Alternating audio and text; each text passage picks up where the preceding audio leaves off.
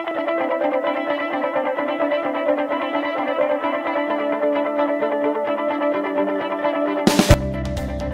kawan maritim, kembali lagi dalam program Kabar Maritim. Pada tayangan minggu lalu, kita sudah mampir nih ke kota beruang madu, Balikpapan, dengan komoditas emas hitamnya.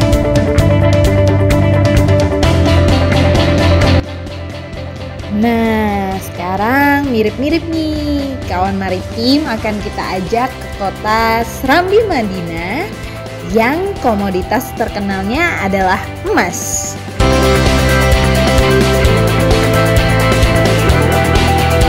Gimana ya?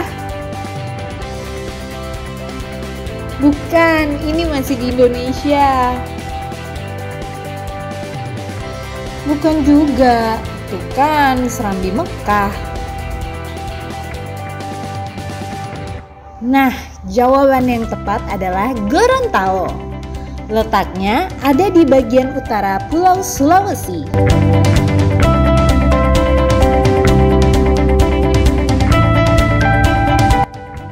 Ups, sebelum bahas panjang lebar, untuk kawan maritim jangan lupa ya, like, subscribe, dan bunyikan lonceng.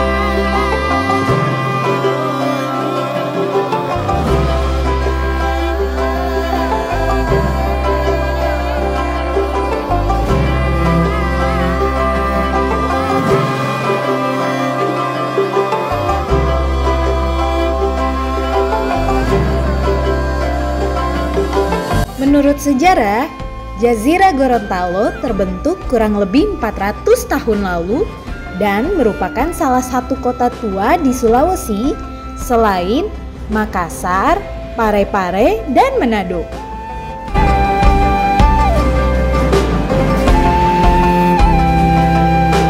Cikal bakal Gorontalo bermula pertama kali dari sebuah kerajaan kecil bernama Kerajaan Hulon Talangi yang diperkirakan telah berdiri sejak tahun 1300, kemudian membentuk kerajaan bernama Gorontalo.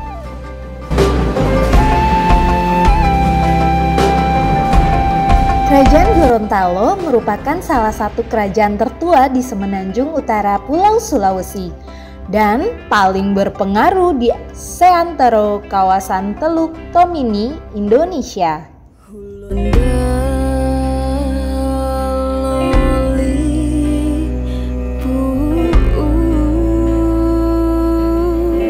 Nah, kawan maritim, Gorontalo mempunyai letak geografis yang cukup strategis.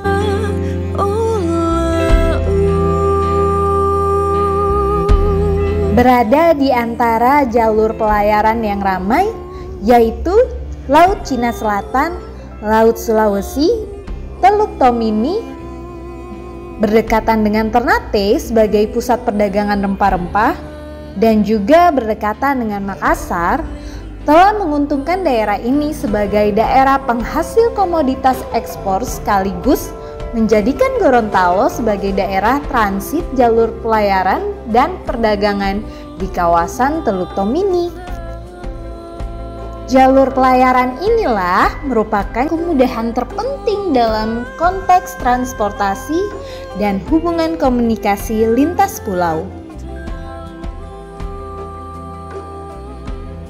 Para pedagang dari berbagai bangsa dan agama di Gorontalo disambut dengan terbuka oleh Olongia atau sebutan raja pada saat itu.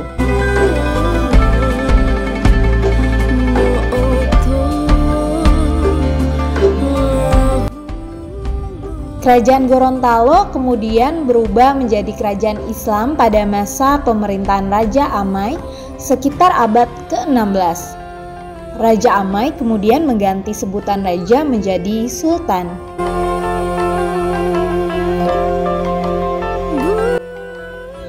Gorontalo berkembang menjadi salah satu pusat penyebaran agama Islam di Indonesia Timur, yaitu khususnya dari Ternate, Gorontalo, Bone.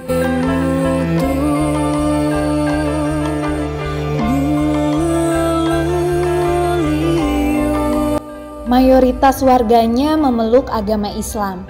Nilai-nilai keislaman juga diterapkan di berbagai aspek kehidupan masyarakat, termasuk kebudayaan.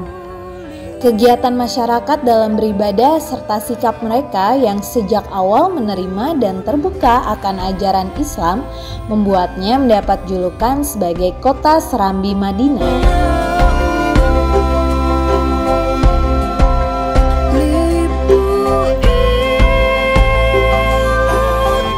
Pada akhir abad ke-16, kegiatan pelayaran niaga di kawasan Gorontalo menjadi urat nadi bagi perekonomian di kawasan utara Sulawesi sampai ke daerah pedalaman melalui pelayaran pantai dan sungai.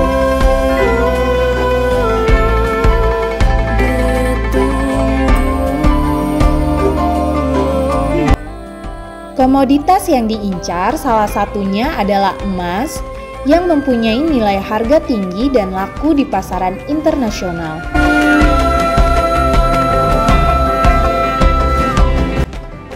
Nah, kawan maritim, kemajuan perdagangan Gorontalo inilah yang juga menarik VOC untuk menguasainya.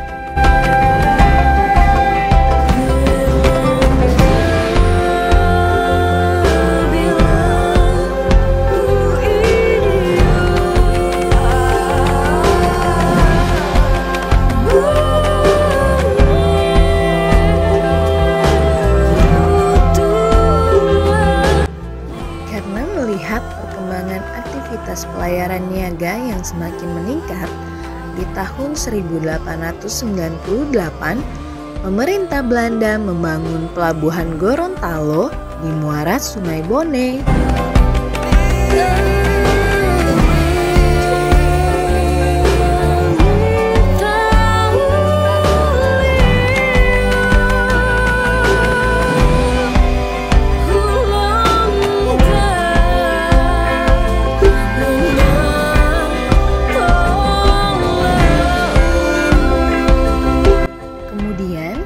Dibangunlah kantor pelabuhan dan cukai barang di Gorontalo untuk mempermudah pengurusan surat-surat izin berlayar.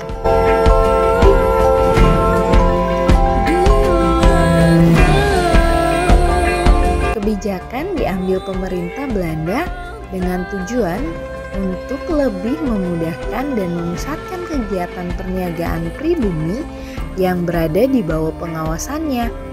Selain itu, mencegah terjalinnya hubungan niaga dan politik Gorontalo dengan bangsa Eropa lainnya, khususnya Inggris. Komoditas daerah Gorontalo selain emas adalah coklat, karet, teripang, lilin, kuda, kain Gorontalo, beras, dan masih banyak lagi.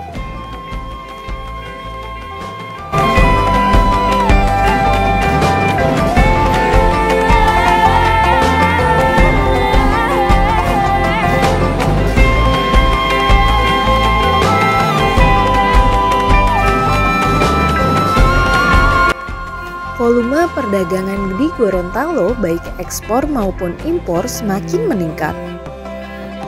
Jaringan lalu lintas perdagangan, kriteria dasar dipenuhi pelabuhan Gorontalo dengan adanya hubungan antara pasar dunia dengan pasar domestik.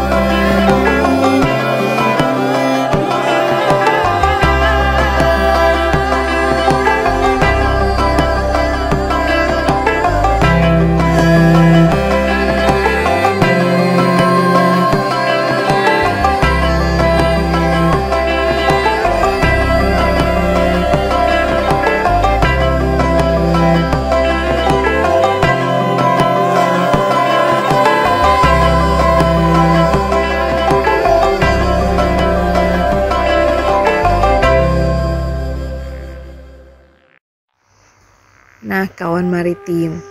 Walaupun Gorontalo semakin berkembang, rakyat belum sepenuhnya merasakan karena masih di bawah kekuasaan pemerintah Belanda.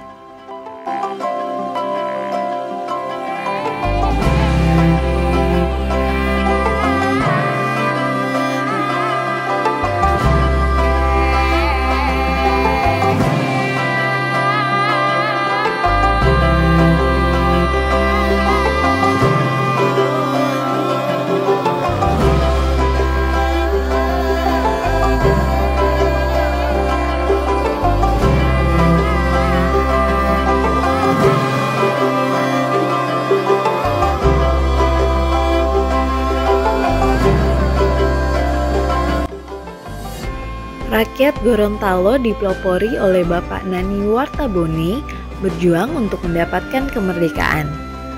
Dan akhirnya merdeka pada tanggal 23 Januari 1942 dengan melaksanakan pengibaran bendera merah putih dan menyanyikan lagu Indonesia Raya.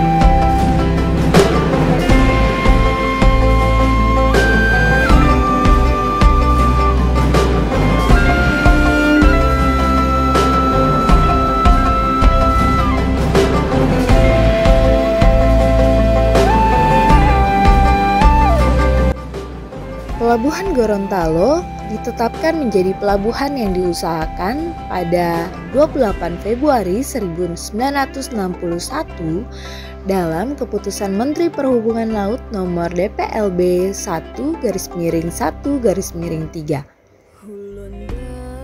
dengan nama PN Pelabuhan Daerah 4 yang kantor wilayahnya berkedudukan di Bitung. Dan Pelabuhan Gorontalo dipimpin oleh seorang kepala perwakilan PN Pelabuhan Gorontalo.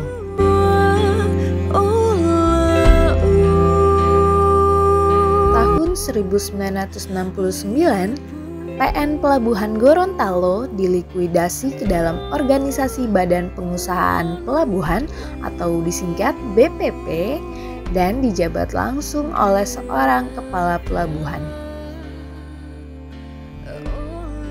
Tahun 1983, status Badan Pengusahaan Pelabuhan dirubah menjadi Perusahaan Umum Pelabuhan atau Perumpel. Pada tahun 1988, Perumpel menjadi PT Pelabuhan Indonesia atau Pelindo hingga saat ini.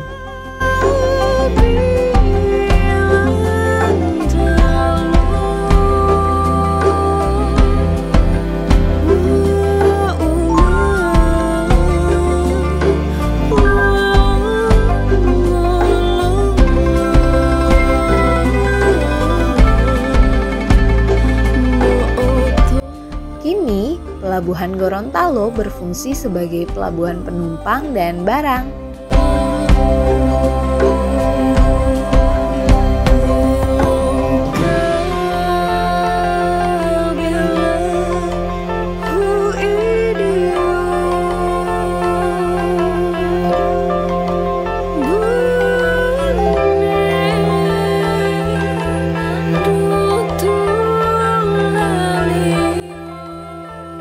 Komoditas pertanian dan perikanan wilayah hinterland dibawa lewat pelabuhan menuju daerah-daerah di seluruh Indonesia.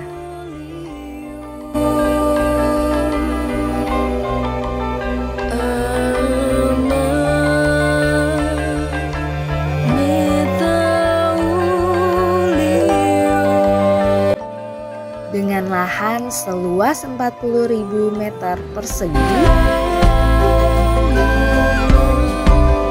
memiliki 4 dermaga. Berdasarkan jenis dermaganya terdapat 2 buah dermaga multipurpose, sedangkan 2 buah dermaga lainnya digunakan untuk bongkar muat peti kemas.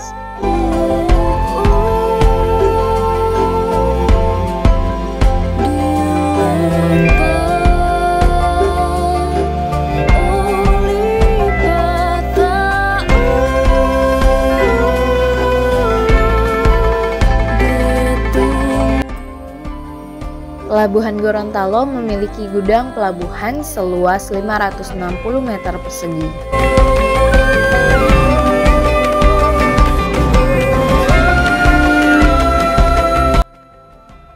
terminal penumpang dan kantor pelabuhan.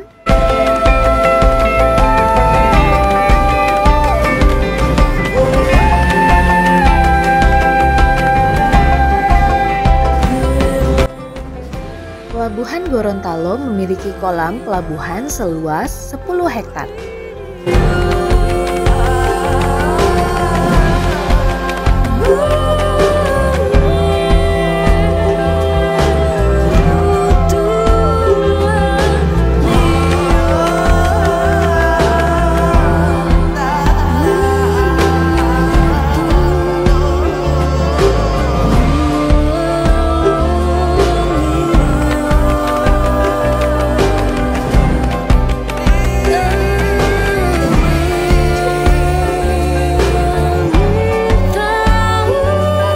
Pelabuhan Gorontalo telah dilengkapi fasilitas-fasilitas yang menunjang kegiatan bongkar muat barang.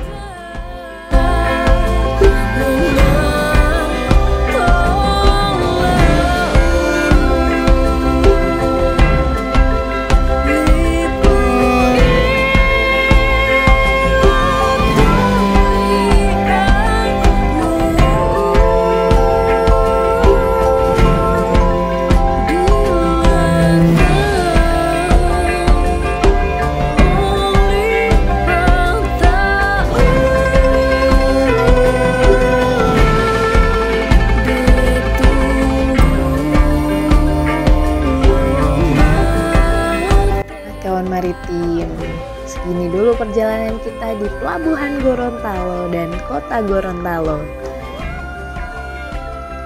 Gimana? Menarik bukan?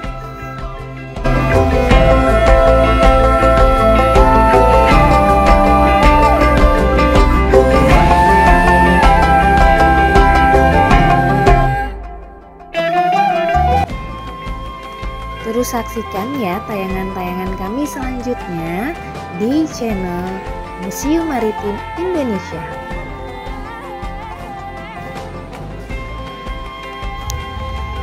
Aku, kamu, cinta maritim. Kawan maritim. Kawan maritim.